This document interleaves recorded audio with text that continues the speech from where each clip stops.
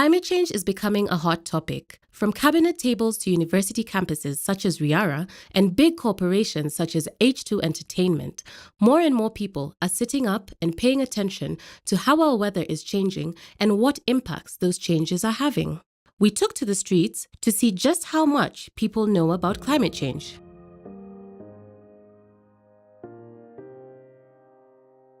I'd argue that it depends on how you see it, because there's some activities that humans do that really conserve the environment, but at the same time, there's some activities which they do that really harm our environment. For instance, the legal regulations around the environment are not that steady, and that's why we are having too much pollution around.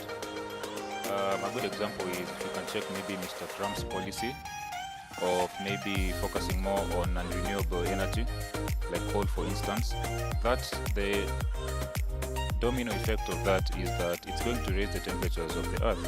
At the same time, you can see third world countries such as Kenya and Rwanda, they are moving into the right direction by banning plastic bags and now banning plastic bottles. So in a way, we are contributing to both. So the degree of which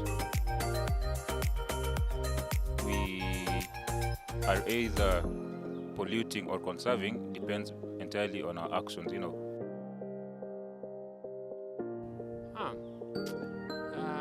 Mist is that covering that usually appears in the morning, especially when when the earth's surface is heating up in the morning.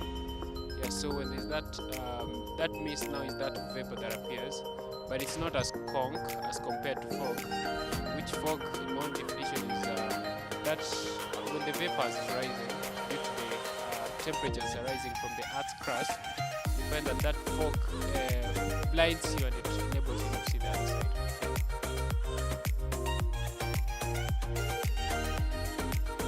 So yeah, climate change is a bipartisan political and environmental issue which affects people present today and future generations. So I think what's happened is, due to industrialization and how people have begun to use Earth's limited stock of natural resources, we're beginning to experience the impact of overuse and undersupply. And I think we need to begin having conversations nationally about how we treat our environment.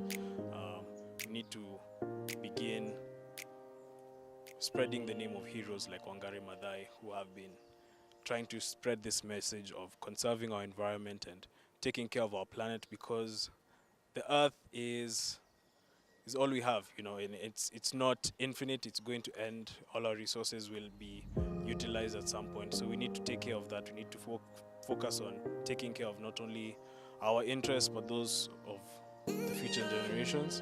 So it's a conversation we need to be having much more.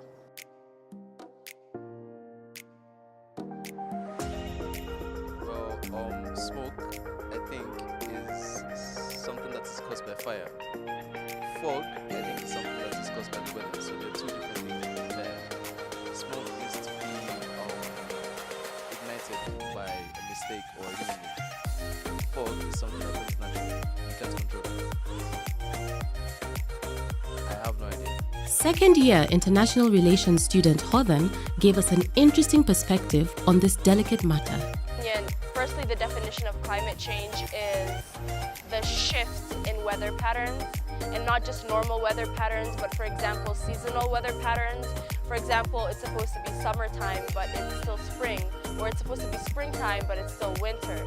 So that shift, and very noticeable shift, whether it's noticeable by us as regular people who have nothing to do with environments, or noticeable by people who are involved in environments and scientifically researching, it is just that shift that can be noticed by the human eye. Talking about the fuss that surrounds climate change, I think it differs, again, based on your perspective, because people like Donald Trump would like to say that it's a hoax perpetrated by the Chinese. Other people would like to say it is happening, but it's not that rapid. Those who are closely studying it, for example, environmentalists will say that it's very dangerous for human living. But in my personal opinion, I think climate change is something that has been on the up and coming for the past 5 decades. So it's not anything new, but the effects are being seen more and more harshly in today's society, and I think that's something that we should be taking into consideration. What I think when it comes to climate change and psychosocial effects or economic effects, even if we think about it from a broader perspective, is the fact that climate change is not directly affected by it, because just because, for example, Donald Trump said something, it won't mean, oh, winter is going to extend. I think it's a reverse effect. Because we have longer winters, certain policies change. Because of these climate changes, certain people start psychologically figuring out and waking up and realizing that climate change is a real problem. And because of climate change, we realize that economic factors don't work as well for other people because, for example, I think what hits home more for African countries and countries that are based on tourism is that you might expect it to be hot, but it rains instead, and tourism is lagging. And for example, for Kenya, I think that's one of the main national interests, which is tourism. And when that hits a country's revenue or GDP, that's when people start involving it into their policies and involving it into psychosocial analysis of how can we curb climate change or curb our way of lifestyle around climate change in order to find a feasible way of living. So the hailstorm in Nairobi, I believe, was something that was eye-opening for a lot of people, not just in Nairobi, but across all borders, because people never realized that African climate can change like that. And I think that opened a lot of Kenyan eyes to the fact that we need to be more hands-on when it comes to environment. UN environmental program has its headquarters in Nairobi, but no one seems to really realize that that itself is a facility and can be enabled to have climate change for a better.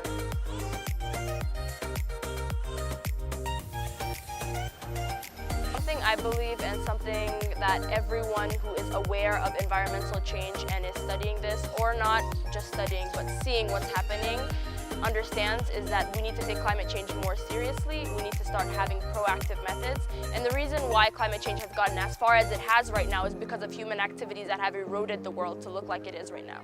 People don't study global warming deep enough to realize that the ozone layer thinning is merely our own doing. And if we can do something, then I believe as human beings we can put in methods to undo it.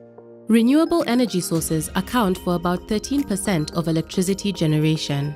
In producing that electricity, they had minimal effects on the environment, minuscule effects on global warming, and negligible effects on air quality. H2 Entertainment managed to get in touch with a renewable energy connoisseur.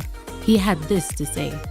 My name is Joe Moy, and I'm the Managing Director of Riara Institute of Clean Energy, which goes by the acronym RICE. We are based at Riara University, and our core business is training of solar PV installers, as well as offering turnkey solutions to the manufacturing industry by providing them with rooftop solar projects.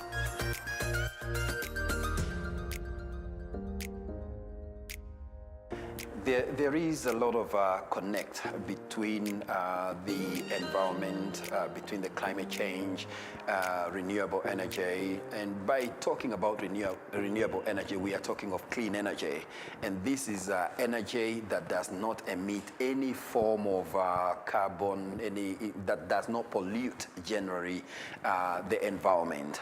But instead, it enhances the environment on the basis that rather than using the conventional method of power generated through generators, through diesels and all that kind of thing, we now have panels that are simply spread across a certain area, and they trap the very irradiation that could be harmful to the environment.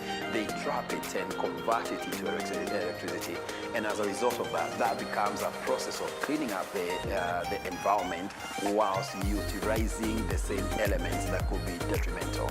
So there is that connect, and you know, we couldn't hail the aspect of renewable energy anymore, you know, by what it is actually doing. While it's encouraging that the Riara fraternity is doing its part to help the environment, other smaller organizations such as Media Plug need to play their role. Climate change is impacting us, and this is not good. Pollution from power plants and other sources is affecting our food, our air, and our water. In the words of Barack Obama, no challenge poses a greater threat to future generations than climate change.